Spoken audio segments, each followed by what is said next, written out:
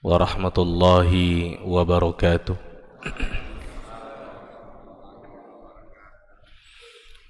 Innal hamdalillah nahmaduhu wa nasta'inuhu wa nastaghfiruh wa na'udzu billahi min shururi anfusina wa min sayyiati a'malina may yahdihillahu fala mudilla lahu wa may yudlil fala hadiya lahu.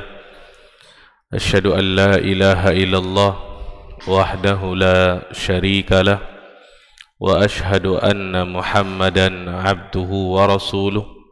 Rabbi israh li sadri wa yassir li amri wahlul 'uqdatan min lisani yafqahu qawli. Allahumma zidna ilman warzuqna fahman. Allahumma 'allimna bima yanfa'una وانفعنا بما علمتنا إنك على كل شيء قدير. اللهم يا حي يا قيوم برحمتك نستغيث فأصلح لنا شأننا كله ولا تكلنا إلى أنفسنا طرفة عين. Para jamaah kaum muslimin dan muslimat, para hadirin wal hadirat yang semoga senantiasa dirahmati dan diberkahi oleh Allah Tabaraka wa Ta'ala. Bersyukur kita kepada Allah Azza wa Jalla yang senantiasa melimpahkan rahmat karunia anugerahnya kepada kita, sehingga di malam hari ini dengan izin Allah Tabaraka wa Ta'ala kita kembali dapat berkumpul di rumah yang sangat mulia ini.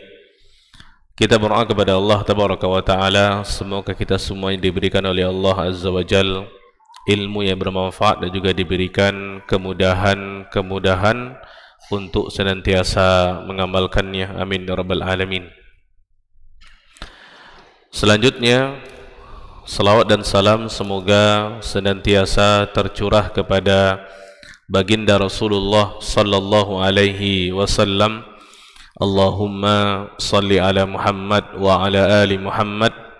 Semoga salawat dan salam tersebut juga tercurah kepada keluarga beliau, kepada istri-istri beliau ummahatul mukminin, kepada anak-anak beliau, kepada para sahabat radhiyallahu anhum ajma'in, dan orang-orang yang senantiasa istiqamah di dalam mengikuti sunnah-sunnah Nabi SAW ila qiyamis sa'ah.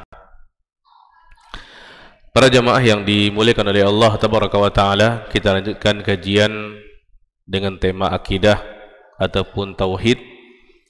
Di pertemuan-pertemuan lalu kita sudah membincangkan tentang masalah Islam, kemudian juga maknanya, kemudian kenapa kita mesti mensyukuri iman Islam ketika Allah Tabaraka wa Ta'ala memilih kita untuk menjadi hamba-hamba Allah Tabaraka wa Ta'ala yang muslim kepadanya.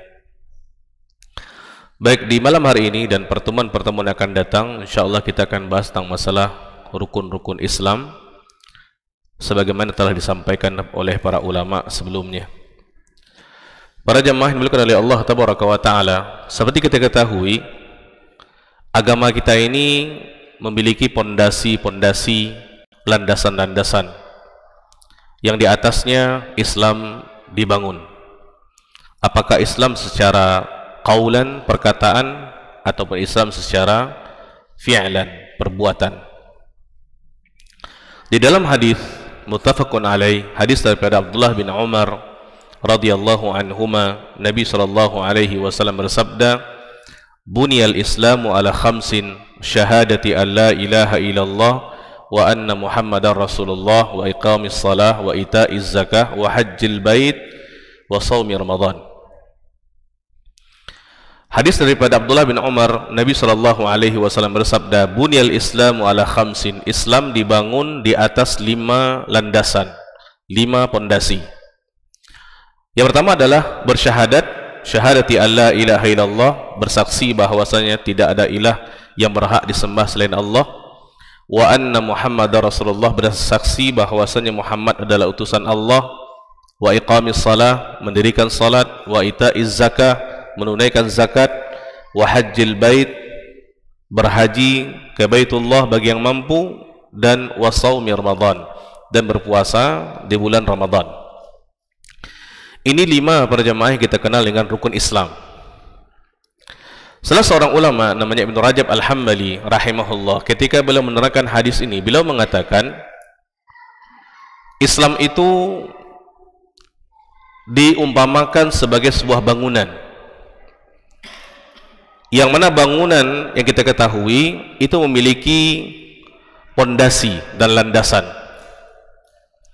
Nah, Islam diumpamakan dengan sebuah bangunan karena di bawahnya memang ada pondasi-pondasi, landasan-landasan, yang mana di atasnya Islam itu dibangun.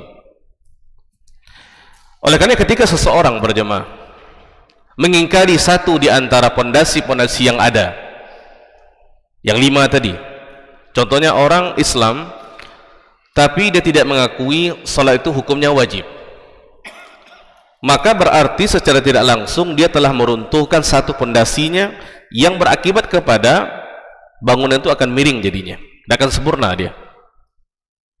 Oleh karena ulama mengatakan, pendapat yang rajah, ketika seseorang muslim mengatakan salat 5 waktu tidak wajib, setelah iqamatul hujjah kepadanya, diterangkan dalil kepadanya, dia tetap kekeh dengan pendapatnya tersebut, maka ulama mengatakan dia telah keluar daripada Islam. Kenapa telah keluar? Sama dengan dia meruntuhkan satu pondasi di antara pondasi-pondasi Islam, yang akan sangat berefek buruk kepada bangunan tadi, keislamannya tadi. Tetapi ketika seseorang tidak bersedekah contohnya, itu tidak akan mempengaruhi keislamannya, karena sedekah bukan termasuk di antara landasan Islam.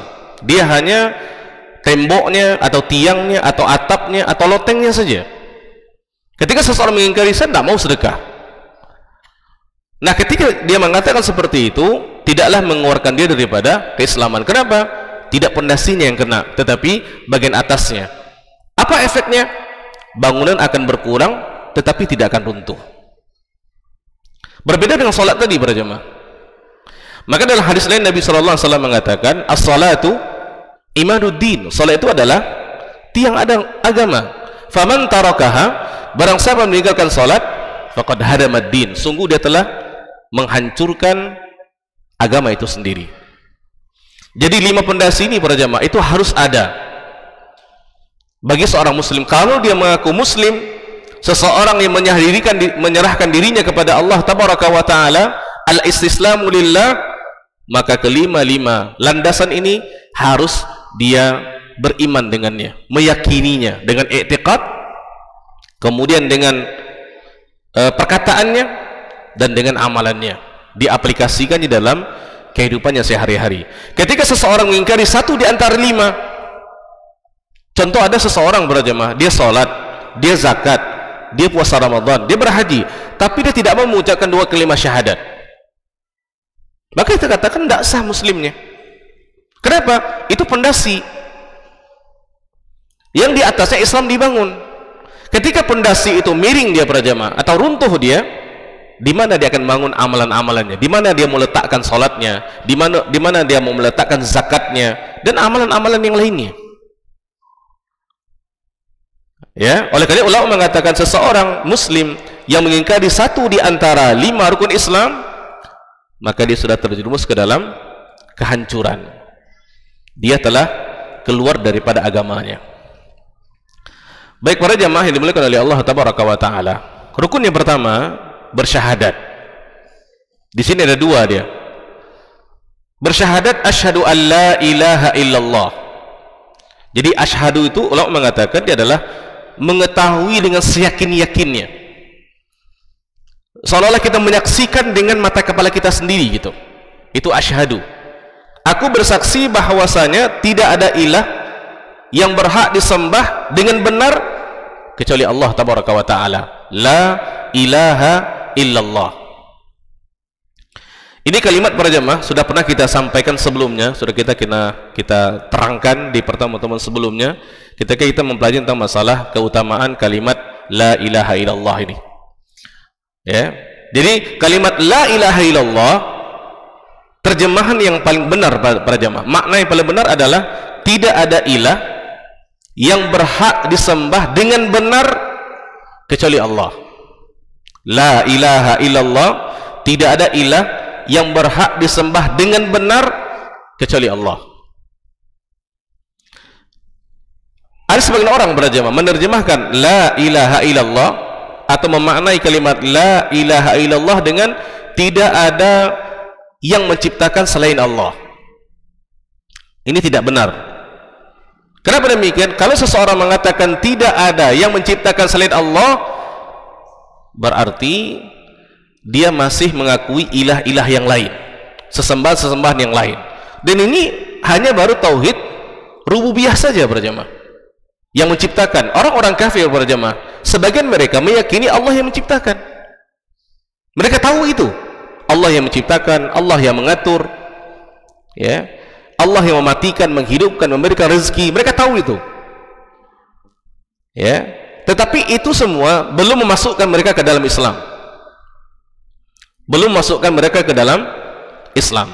Oleh karena makna yang benar adalah disampaikan oleh para ulama, la ma'buda bihaqqin illallah, la ilaha illallah, la ma'buda bihaqqin illallah. Tidak ada sesembahan yang berhak disembah dengan benar kecuali Allah tabaraka wa taala. Ini baru masuk tauhid rububiyah dengan tauhid uluhiyah, ya. Jadi kita harus benar di dalam memaknai kalimat la ilaha illallah ini para jemaah. Dan yakinlah ketika seorang muslim memaknai kalimat la ilaha illallah dengan benar, maka pasti tidak akan pernah terjadi kesyirikan di permukaan bumi ini para jemaah. Karena lawan daripada la ilaha illallah apa dia? Perbuatan syirik. Ketika kita mengatakan tidak ada ilah atau sembahan yang berhak disembah dengan benar selain Allah, berarti kita telah menafikan semua sesembahan yang disembah oleh orang selain Allah. Di dunia para jemaah, orang bukan hanya menyembah Allah, kan ya? Ada menyembah kuburan, ada menyembah patung, ada menyembah berhala, ada menyembah matahari, bulan, batu-batuan. Ini sesembahan ini, betul. Tetapi itu bukan sembahan yang benar. Yang benar itu adalah sembahan Allah tabaraka wa ta'ala. Berarti ketika kita mengatakan la ma'buda bihaqqin illallah, berarti kita menafikan semua ini, ya. Dan kalimat dengan benar itu harus ada. Karena orang juga menyembah yang tadi, tetapi mereka menyembahnya dengan tidak benar, ya. Jadi ketika seseorang muslim para jemaah memaknai kalimat la ilaha illallah dengan benar, maka tidak akan pernah terjadi kesyirikan di permukaan bumi ini. Tapi realitanya, faktanya tidak seperti itu. Justru seorang muslim itu paling banyak terjerumus kalian kesyirikan. Kenapa demikian para jemaah? Karena mereka tidak memahami kalimat la ilaha illallah kecuali sebatas hiasan di bibir saja. Makanya dalam sebuah hadis disebutkan oleh Nabi SAW tentang keutamaan orang yang menyebut kalimat la ilaha illallah di akhir hayatnya. Nabi SAW mengatakan, man kana akhiru kalamihi la ilaha illallah sadiqan biqalbihi dakhalal jannah, atau kama qala Nabi SAW. Barang siapa yang di akhir kalimatnya ketika dia akan meninggal dalam keadaan naza', dia mengucapkan kalimat la ilaha illallah sadiqan biqalbihi, dia meyakini dengan hatinya. Ini penting para jemaah. Jadi bukan hanya sebatas hiasan di bibir saja, tapi dia tahu maknanya apa ini. Maka ganjarannya apa? Dakhalal jannah, dia akan masuk surga. Ini salah satu di antara hadis yang menunjukkan tentang keutamaan orang-orang yang mentauhidkan Allah. Oleh karena kalau kita balik ke sejarah para jemaah, kenapa kufar Quraisy dahulunya, ya, seperti Abdul Muttalib, kakeknya Nabi SAW, Abu Talib, pamannya Nabi SAW, dan gembong-gembong musyrikun yang dahulunya, kenapa mereka tidak mau menyebut kalimat la ilaha illallah? Karena mereka memahaminya para jemaah. Kalau mereka mengatakan la ilaha illallah, maka di patung-patung nih, Hubal, Lata, wal Uzza, yang ada 360 patung yang bergelantungan di Masjidil Haram, itu harus dicampakkan para jemaah. Mereka tidak mau itu. Makanya mereka tidak mengucapkan kalimat itu, karena mereka memahami kalimat itu para jemaah. Lihat ketika Abu Talib akan meninggal, itu hadir teman-temannya daripada gembong-gembong kufar Quraisy. Nabi SAW juga datang di situ. Apa yang Nabi katakan kepada pamannya para jemaah? Ya ammi, wahai pamanku. Kita kan tahu bagaimana pengorbanan Abu Talib kepada Nabi SAW setelah meninggal kakeknya Abdul Muttalib dengan istrinya Khadijah radhiyallahu an. Itu yang menolong, yang membacking Muhammad SAW adalah pamannya para jemaah, Abu Talib. Nah, ketika dia akan meninggal, Nabi SAW katakan kepada Abu Talib, ya ammi, wahai pamanku, kulli kalimatan, ucapkanlah untukku sebuah kalimat, uhajju bika indallah, yang mana dengan kalimat tersebut aku akan menolongmu di hadapan Allah tabaraka wa taala, berhujjah untukmu di hadapan Allah tabaraka wa taala. Qul la ilaha illallah, katakan la ilaha illallah. Tapi ketika Nabi SAW mengatakan itu berjamaah, teman-teman Abu Talib itu senantiasa membalasnya. Mereka mengatakan, jangan, kalau engkau mengucapkan kalimat tersebut maka sama dengan engkau menghina nenek moyang kita. Jangan, jangan. Sehingga akhir kalimat daripada yang disebutkan oleh Abu Talib, dia tidak mengucapkan kalimat la ilaha illallah. Di mana tempatnya berjamaah? Dia adalah penduduk neraka yang paling ringan azabnya. Kenapa dia tidak mengucapkannya? Karena dia tahu maknanya. Kalau aku mengucapkan kalimat tersebut, sama dengan aku menginjak-injak patung-patung, berhala-berhala yang menjadi sesembahan nenek moyangku. Maka mereka tidak menyebutkannya para jemaah. Nah, ini yang perlu kita pahamkan kepada seluruh kaum muslimin. Kalau kita benar-benar muslim dan kita memaknai dengan benar, memahami dengan benar kalimat la ilaha illallah, maka kita tidak akan pernah datang ke dukun, kita tidak akan pernah pergi ke kuburan untuk beribadah di situ, melakukan kesyirikan-kesyirikan, tidak akan pernah berjamaah. Kenapa? Kalimat la ilaha illallah itu adalah lawan daripada syirik. Kenapa demikian Ustaz? Kan maknanya tadi tidak ada sesembahan yang berhak disembah dengan benar kecuali Allah. Berarti semua ibadah itu hanya kita tujukan kepada Allah. Lihat berjamaah, berapa banyak ucapan-ucapan yang kita ucapkan itu bertentangan dengan perbuatan kita. Kenapa itu terjadi? Karena kurang memahami kalimat la ilallah. Ini kalimat berjamaah, kita semenjak kecil mempelajarinya Pak. Sampai anak-anak kita di TK itu sudah diajarkan kalimat la ilaha illallah, la ilaha illallah. Dan kita akan ditanya dengan kalimat tersebut. Ya, jadi kalimat la ilaha illallah itu memiliki konsekuensi tersendiri gitu. Bukan hanya sebatas orang mengucapkan langsung masuk surga. Tidak semudah itu para jemaah. Itu nazak, ketika roh akan keluar, itu momennya bukan mudah para jemaah. Di sekarang ini mungkin kita bisa menyebutnya Pak, la ilaha illallah, la ilaha illallah. Tapi ketika nazak itu, ketika kita melihat malaikat maut itu akan menolong kita adalah amalan kita Pak. Bisa tidak kita menyebut kalimat la ilaha illallah itu? Jadi yang menentukan bukan lisan kita, tetapi bagaimana kita senantiasa berusaha untuk memahaminya, terlebih untuk mengamalkannya dalam kehidupan sehari-hari. Kalau kita benar-benar mengucapkan la ilaha illallah, maka kita akan menjauhkan diri kita daripada perbuatan-perbuatan syirik. Apakah syirik besar yang bisa membatalkan seluruh amalan kita, ataupun syirik-syirik kecil para jemaah. Baik, para jemaah berkata oleh Allah tabaraka wa taala. Juga sudah pernah kita terangkan, saya masih ingat pembahasan tentang masalah itu kemarin, bahwasanya la ilaha illallah itu yang pertama memiliki dua rukun dia. Ya. Rukun yang pertama namanya an-nafyu. Kan kalimatnya la ilaha. La itu Pak, itu namanya la nafi. La meniadakan dan mengingkari. Apa yang diingkari? Apa yang dinafikan? Sesembahan selain Allah. Ya. Kemudian yang kedua namanya isbat, menetapkan, rukun yang kedua. Karena setelah dikatakan la ilaha, kemudian dikatakan illallah, selain Allah. Ini menetapkan bahwasanya ibadah hanya untuk Allah saja. Nah, kalimat la ilaha illallah para jemaah, itu secara bahasa Arab itu lebih dalam maknanya berbanding ketika seseorang mengatakan ilah itu Allah. Kalimat la ilaha illallah itu lebih dalam lagi maknanya. Ketika kita mengatakan la ilaha, berarti kita mengingkari, menafikan, meniadakan sesembahan selain Allah.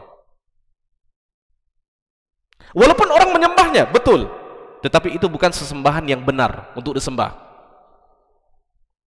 Setelahnya kita isbat, menetapkan bahwasanya yang wajib kita sembah hanya Allah. Apapun ibadah yang kita lakukan, apakah ibadah sifatnya qaul, perkataan, ataupun ibadah sifatnya fi'lan, perbuatan, itu hanya milik Allah tabaraka wa ta'ala. Jadi seluruh jiwa raga kita ini berjemaah, ibadah yang kita lakukan sumber daripada jiwa raga kita ini hanya kita tuju untuk Allah tabaraka wa ta'ala. Ini kalau benar makna kalimat syahadat kita yang pertama, la ilaha illallah. Nah, kalimat syahadat ini para jemaah, dia memiliki syarat-syarat. Ya, ini dikatakan pernah ditanya kepada seorang tabi'in namanya Wahab bin Munabbih. Ya, Wahab bin Munabbih ini ditanya oleh seseorang, bukankah la ilaha illallah merupakan kunci surga? Ini salah satu keistimewaan kalimat la ilaha illallah, Pak. Jadi la ilaha illallah itu adalah kuncinya surga.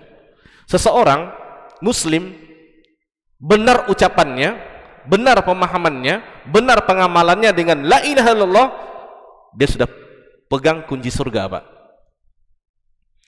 Nah, ketika ditanya kepada Wahab bin Munabbih rahimahullah, alaisa, bukankah la ilaha illallah merupakan miftahul jannah, kuncinya surga? Beliau mengatakan iya. Bala, walakin ma min miftahin illa walahu asnan. Benar, tetapi ketahuilah sesungguhnya setiap kunci itu memiliki gigi-giginya. Kan kalau kita punya kunci, Pak, ini kunci kan ada rigi-riginya nih, dan itu berbeda-beda.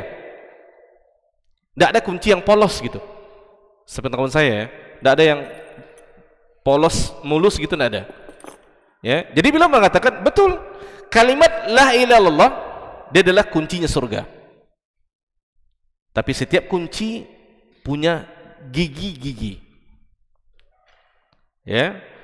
Beliau mengatakan fa'in ataita bimiftah, kalau engkau memegang kunci lahu asnan, ada gigi-giginya, lengkap dia, futihalak, maka surga dibukakan untukmu. Wa illam, kalau engkau tidak mendatangkan seperti itu, engkau hanya mengucapkan la ilaha illallah saja tapi tidak ada gigi-giginya, bawa kunci tapi tidak ada giginya, maka beliau mengatakan lam yuftahlak, tidak akan dibuka untukmu. Nah, asnan inilah yang disebut oleh para ulama syarat la ilaha illallah, Pak. Ya, syarat la ilaha illallah ini juga pernah kita sampaikan dahulunya, ada 7 dia syaratnya. Yang pertama, al-ilmu, mengilmui kalimat la ilaha illallah tadi. Karena dalam ayat Allah mengatakan fa'lam annahu la ilaha illallah wastaghfir li dzambik. Jadi kita harus memaknai dulu, memahami maknanya apa, berilmu dulu nih ya, dengan makna la ilaha illallah tadi. Kemudian yang kedua, al-yaqin, kita mesti meyakini isi kandungan daripada la ilaha illallah. Karena kalau kita mengilmuinya, meyakininya, maka kita tidak akan pernah melakukan kesyirikan-kesyirikan, Pak, terutama syirik besar. Kemudian yang ketiga, ikhlas. Kita tahu bahwasanya ibadah-ibadah yang kita lakukan, yang kita tuju hanya Allah tabaraka wa ta'ala. Itu yang Allah katakan dalam surah Al-Bayyinah, wa ma umiru illa liya'budullaha mukhlishina lahuddin. Tidaklah mereka diperintahkan kecuali untuk memurnikan ibadah hanya untuk Allah tabaraka wa ta'ala, ikhlas. Kemudian yang keempat, jujur, as-sidqu. Jujur maksudnya apa? Di antara apa yang dia katakan selaras dengan apa yang dia lakukan. Ketika dia mengatakan la ilaha illallah, maka dia akan meninggalkan semua lawan daripada la ilaha illallah. Apa dia? Perbuatan-perbuatan syirik. Jadi kita mesti jujur para jemaah. Kemudian yang kelima, al-mahabbah, mencintai Allah tabaraka wa ta'ala. Mencintai Allah yang telah menciptakan kita. Karena Allah menciptakan kita, maka sudah seharusnya kita memberikan ibadah kita apa saja itu hanya kepada Allah tabaraka wa ta'ala. Dan semua ibadah para jemaah kita lakukan itu pondasinya adalah karena kita cinta kepada Allah. Kan iya, Pak? Tadi ketika azan berkumandang kita datang ke sini, apa yang memotivasi kita untuk datang, Pak? Karena kita menyahut undangan Allah tabaraka wa ta'ala. Allah yang mengundang kita. Allahu Akbar kata Allah. Allah Maha Besar kata muadzin. Itu undangan daripada Allah tabaraka wa ta'ala.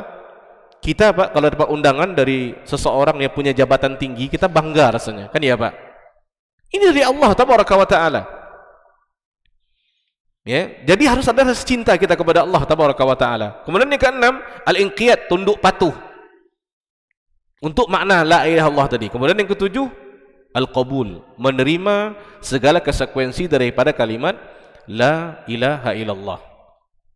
Ini 7 berjamaah dikatakan oleh para ulama asnan, gigi daripada la ilaha illallah, dan ketujuh-tujuhnya harus ada. Kalau kita ingin masuk surga Pak, ya, kita punya kalimat la ilaha illallah, betul, tapi pastikan kunci kita itu ada gigi-giginya. Kalau tidak akan terbuka pintu surga. Ya, ini sebuah keistimewaan yang Allah berikan kepada umat Islam. Karena semua umat Islam dia akan mengucapkan kalimat la ilaha illallah, bersaksi asyhadu an la ilaha illallah. Baik, pada zaman berkata Allah tabaraka wa taala, itu secara singkat tentang kalimat syahadat. Ya. Dan tidak ada yang akan membatalkan syahadat seseorang kepada Allah tabaraka wa taala kecuali perbuatan-perbuatan syirik. Kalau kita perhatikan berapa banyak di zaman sekarang orang Indonesia lah, dia merasa dia muslim, tetapi dia tetap melakukan perbuatan-perbuatan syirik besar. Yang mana perbuatan-perbuatan syirik besar tersebut dapat mengeluarkan diri pada keislamannya. Berapa banyak orang-orang yang melakukan hal seperti itu para jemaah? Dia merasa muslim, tapi sebenarnya bukan muslim. Kenapa? Karena dia telah meruntuhkan pondasi keislamannya dengan perbuatan syirik tadi. Karena lawan daripada kalimat la ilaha illallah, dia tauhid, lawannya adalah syirik. Ini adalah inti dakwah para anbiya wa rusul para jemaah. Dari dahulu zaman Nuh alaihi salam sampai Muhammad sallallahu alaihi wasallam, inti dakwah mereka adalah mengajak umat untuk beribadah kepada Allah semata-mata. Baik para jemaah mukallaf Allah tabaraka wa taala.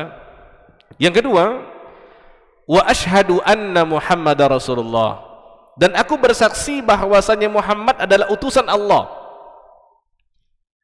Di sini ada 4 maknanya para jemaah. Bersaksi bahwasanya Muhammad adalah utusan Allah. Yang pertama, ulama mengatakan ta'atuhu fi ma amar, mentaati Nabi terkait perintah-perintah beliau sallallahu alaihi wasallam. Jadi apa yang Nabi perintahkan, kita mesti taat kepadanya. Kalau kita mengucapkan wa asyhadu anna Muhammadar Rasulullah, ta'atuhu fi ma amar. Yang kedua, tasdiquhu fi ma akhbar, membenarkan segala kabar daripada Nabi sallallahu alaihi wasallam. Jadi apa yang Nabi sampaikan kepada kita para jemaah, kita mesti meyakininya bahwasanya apa yang Nabi katakan itu adalah sesuatu yang benar. Kenapa demikian? Ini konsekuensi daripada kita mengucapkan kalimat wa asyhadu anna Muhammadar Rasulullah. Yang ketiga, wastinabu ma naha anhu wa zajar, meninggalkan larangan-larangan Nabi sallallahu alaihi wasallam. Ingat para jemaah kaidahnya, kalau perintah dikerjakan semampunya, kalau larangan ditinggalkan semuanya. Ini makna daripada ayat dalam Quran, wa ma atakumur rasulu fakhuzuhu wa ma nahakum anhu fantahu. Apa yang Nabi perintahkan, fakhuzuhu, ambil semuanya. Wa ma apa yang Nabi larang, maka tinggalkanlah, fantahu. Ini konsekuensinya para jemaah. Kemudian yang ketiga, yang keempat, wa alla yu'badullaha illa bima syara', dan jangan sampai Allah diibadati kecuali sesuai dengan syariatnya. Artinya apa? Kalau kita ingin mengetahui bagaimana cara beribadah yang benar kepada Allah tabaraka wa taala, maka kita mesti mengikuti tuntunan contoh daripada Nabi sallallahu alaihi wasallam. Kenapa demikian? Karena Nabi adalah orang yang paling sempurna ibadahnya kepada Allah para jemaah. Kalau kita ingin solat kita sempurna, lihat solatnya Nabi sallallahu alaihi wasallam. Kalau kita ingin puasa, puasanya sempurna, lihat puasanya Nabi sallallahu alaihi wasallam. Itu harus. Ya, karena kalau masalah ibadah para jemaah sifatnya adalah tauqifiyah. Dia mesti ada dalilnya.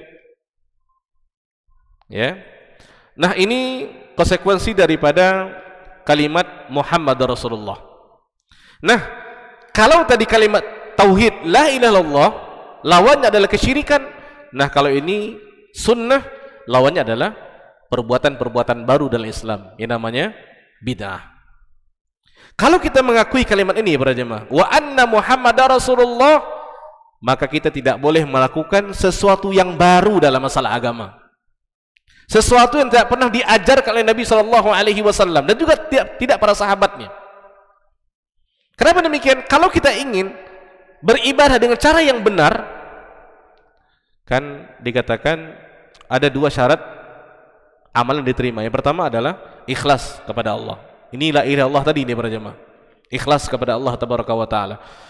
Yang kedua, al-mutaba'ah, sesuai ibadah tersebut dengan apa yang telah disampaikan oleh Nabi sallallahu alaihi wasallam. Berarti kalau kita benar-benar meyakini kalimat wa asyhadu anna Muhammadar Rasulullah, bersyahadatnya kita kepada Allah, berarti kita tidak boleh melakukan ritual-ritual yang tidak dicontohkan oleh Nabi sallallahu alaihi wasallam. Bagaimana caranya? Tentu kita mengetahui daripada sunnah-sunnah Nabi sallallahu alaihi wasallam para jemaah. Ulama membagi ketika Nabi sallallahu alaihi wasallam masih hidup, ya, maka cara menghormati, mengagungkan Nabi sallallahu alaihi wasallam adalah dengan memuliakan dan menghormati beliau sallallahu alaihi wasallam. Ini ketika beliau masih hidup.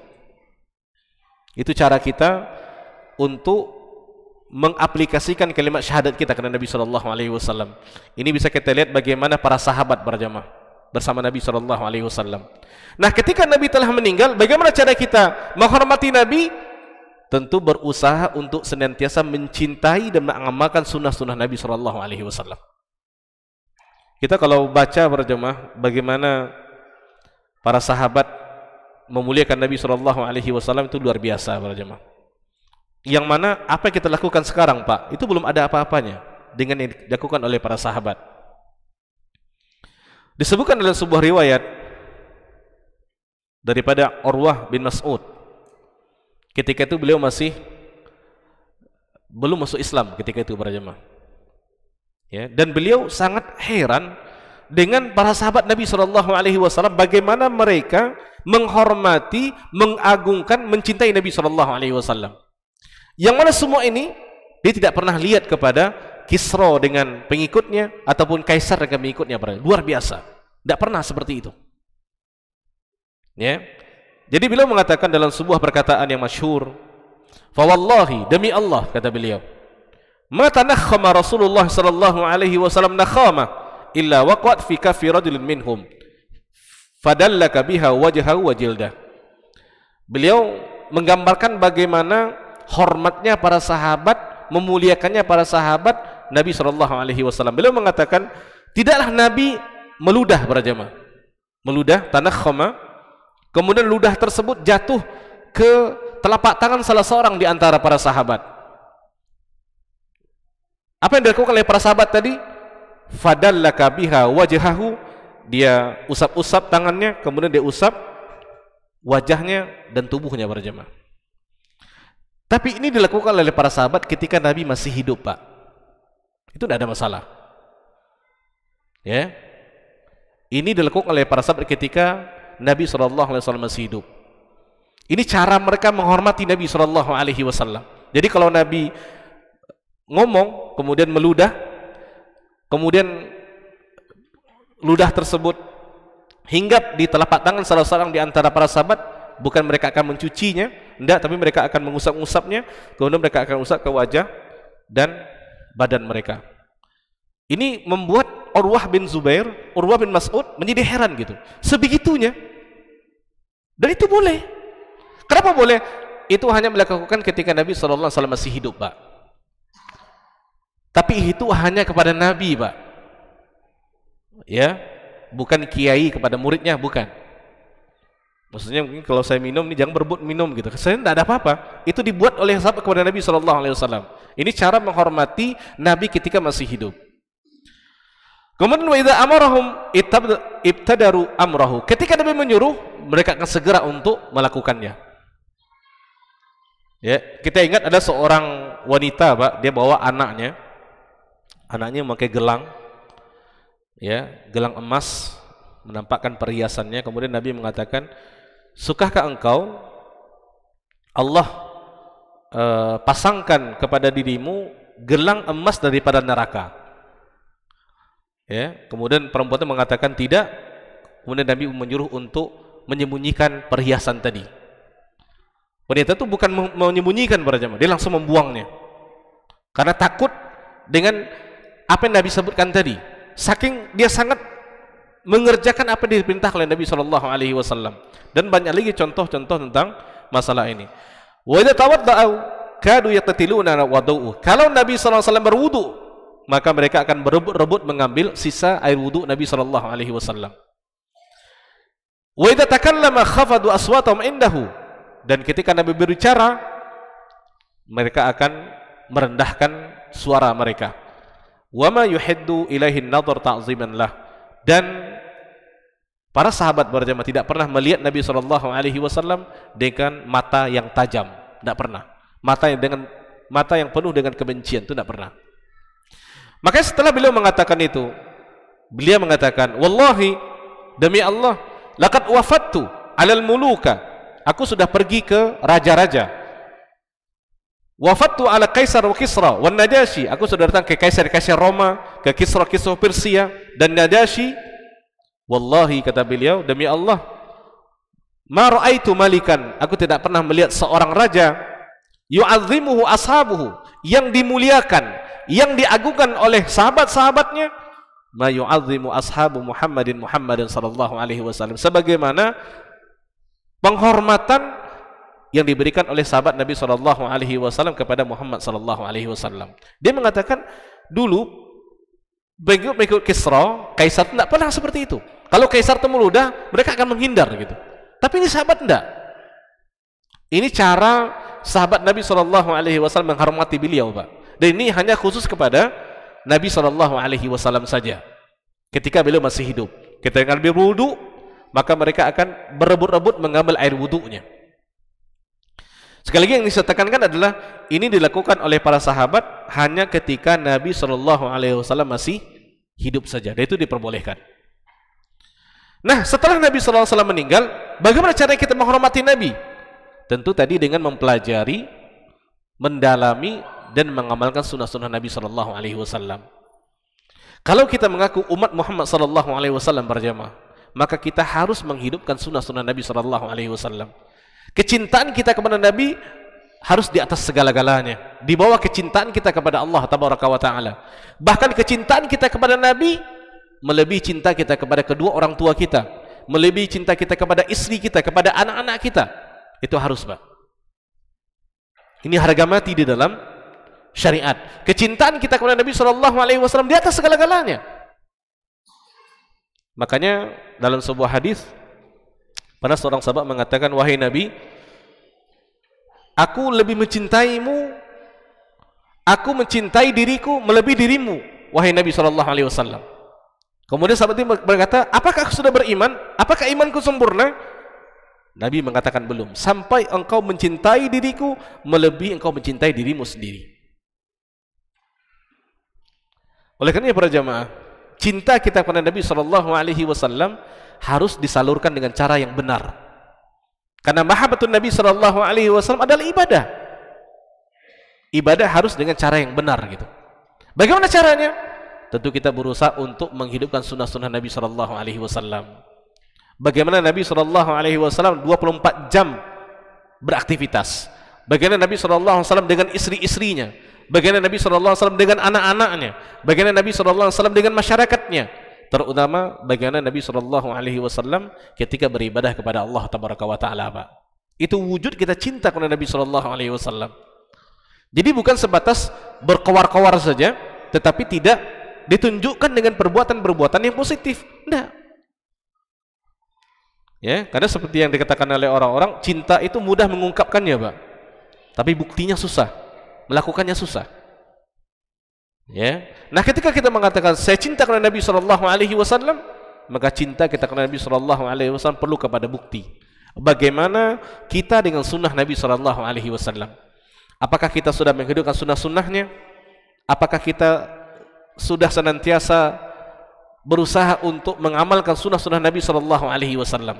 Kalau kita sudah seperti itu, Pak, maka insya Allah cinta kita itu berada di jalur yang benar. Tetapi ketika kita mengatakan saya cinta karena Nabi Sallallahu Alaihi Wasallam, tapi perbuatan-perbuatan kita bertentangan dengan apa yang telah dilakukan oleh Nabi Sallallahu Alaihi Wasallam, bahkan cara-cara ibadah kita jauh berbeda dari apa yang telah disampaikan oleh Nabi Sallallahu Alaihi Wasallam, berarti kecintaan kita ini salah, Pak. Tidak di jalurnya berarti. Ya, makanya Allah katakan dalam Quran dalam surah Al Imran, "Qul in kuntum tuhibbunallaha fattabi'uni yuhibbukumullah." Katakanlah, kalau kalian mencintai Allah Tabaraka wa Taala, kata Nabi, fattabi'uni, ikuti aku. Karena fattabi'uni, ketika kalian mengikutiku, yuhibbukumullah, Allah akan mencintai kalian. Makanya Pak, cinta kepada Allah di atas, di nomor 2 adalah cinta kepada Nabi Sallallahu Alaihi Wasallam, baru setelahnya cinta kepada kedua orang tua. Ini dua harus di atas segala-galanya nih Pak. Dan kita bisa lihat bagaimana pengorbanan para sahabat, bahkan mereka mengorbankan harta, jiwa, nyawa mereka untuk Nabi Sallallahu Alaihi Wasallam. Itu kisahnya sangat banyak Pak. Ya, karena mereka adalah orang-orang yang terpilih, direkomendasi oleh Allah Tabaraka wa Taala untuk menemani Nabi Sallallahu Alaihi Wasallam di dalam menjalani syariat yang mulia ini. Ya. Baik, mungkin ini Pak untuk materi kita pada malam hari ini. InsyaAllah pada pertemuan akan datang kita akan sebutkan sedikit contoh-contoh bagaimana kecintaan para sahabat kepada Nabi Sallallahu Alaihi Wasallam. Karena kita tidak bisa mencintai Nabi kecuali kita mempelajari dan mendalami bagaimana para sahabat merealisasikan cinta mereka kepada Nabi Sallallahu Alaihi Wasallam. Karena mereka adalah orang-orang terpilih, orang-orang sudah dijamin masuk surga oleh Allah Tabaraka wa Taala. Agar cinta kita tidak salah gitu. Ya. Baik, begini ini, mudah-mudahan bermanfaat, yang baik daripada Allah, yang tidak baik daripada kelemahan diri saya sendiri. Aqulu ma tasma'un. Subhanakallahumma wa bihamdika asyhadu an la ilaha anta. Mau bertanya, Pak? Ya, silakan.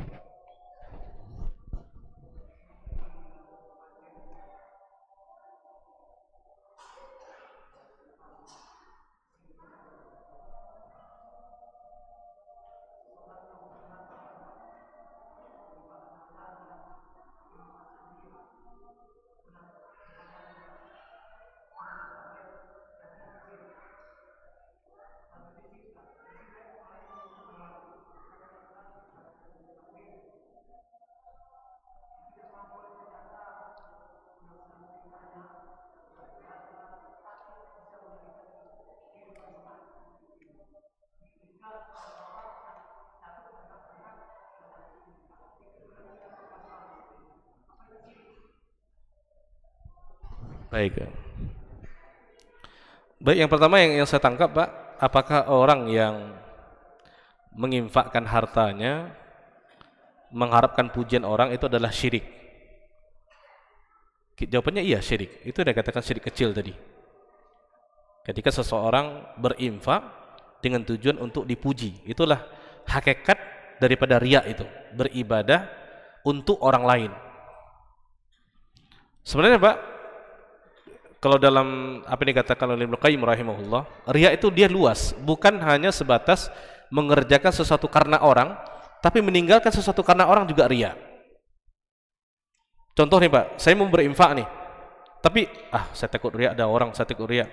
Itu juga riya. Jadi riya itu bukan sebatas mengerjakan sesuatu karena orang, tapi meninggalkan sesuatu juga karena orang, itu juga riya. Contoh kita mau sholat nih Pak, sholat sunat nih, ramai orang takut riya nanti tidak jadi sholat, itu riya. Jadi mengerjakan sesuatu karena orang ataupun meninggalkan sesuatu karena orang itu riya. Jadi jawaban yang pertama tadi itu adalah riya, dan yang akan batal amalan itu saja. Amalan itu saja. Berbeda kalau dia syirik besar. Kalau seseorang datang ke dukun meyakini apa yang dikatakan dukun, ya, maka jatuh kepada syirik yang besar. Itu bukan hanya menggugurkan itu saja, tapi seluruh amalannya. Tapi kalau dia hanya berinfak kemudian riya, yang akan gugur itu adalah amalan infaknya saja. Kemudian yang kedua, seorang perjaka yang tidak menikah, ya Pak ya, mungkin bujang lapuk, jomblo inilah gitu, karena dia takut tidak bisa memberikan apa?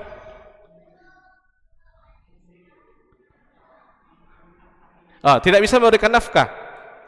Sebenarnya itu belum jatuh kepada kesyirikan, tapi was-was sebenarnya. Was-was sebenarnya, Pak. Jadi memang takut itu hanya kita berikan kepada Allah Tabaraka wa Ta'ala, tapi memang ada sesuatu yang membuat kita, ada yang takut itu dia tobi'i gitu. Tobi'i itu maksudnya takut yang memang manusiawi. Contoh orang takut ke singa itu kan manusiawi itu, tidak jatuh ke syirik. Nah, itu lebih yang tadi itu seseorang perjaka yang dia takut menikah karena khawatir tidak bisa menafkahi, ya. Tentu dalam hal seperti ini Pak, kita perlu tanya dia dulu sampai di mana tahapnya gitu. Kalau dia meragukan rezekinya daripada Allah, itu jelas nanti itu jatuh kepada syirik kecil ya.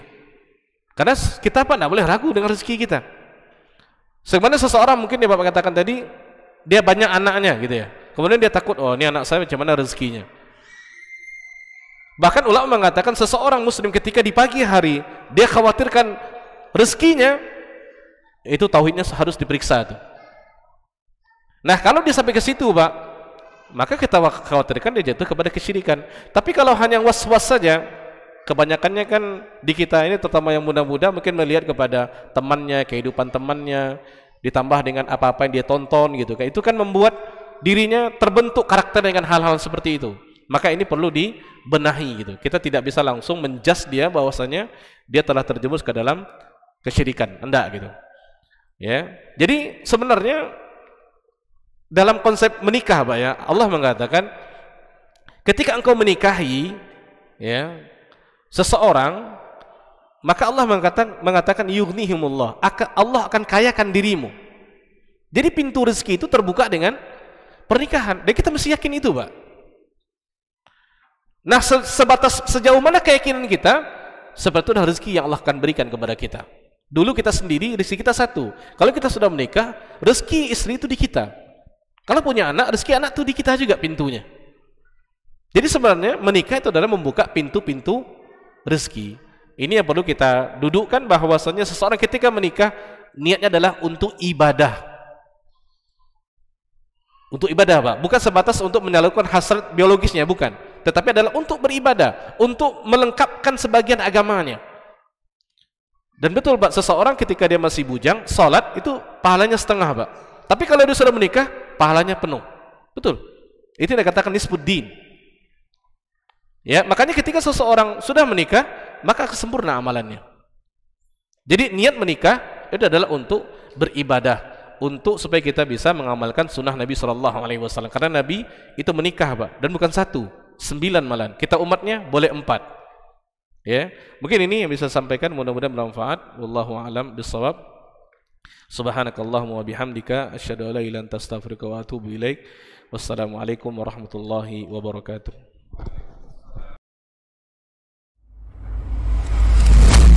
Jadi kalau Umar ini subhanallah, yang diinginkannya itu generasi-generasi luar biasa, orang-orang hebat. Lalu kemudian apa yang dilakukan oleh Umar? Fa asta'miluhum fi ta'atillah. Aku gunakan mereka ini di dalam ketaatan kepada Allah. Ketika kaum muslimin itu memiliki penyakit namanya wahan, yaitu hubbud dunya wa karahiyatul maut, cinta dunia dan takut akan kematian. Lalu Nabi menjawab dengan yang lebih penting. Apa itu? Madza a'adatta laha? Apa yang engkau siapkan untuk kiamat itu? Bin Sulaiman tadi, inti yang bisa kita ambil apa? Solehkan diri kita. Solehkan diri kita sebelum mencari rezeki. Karena kalau kita tidak soleh, kalau kita tidak bertakwa kepada Allah Subhanahu wa ta'ala dalam mencari rezeki itu akan terasa sulit.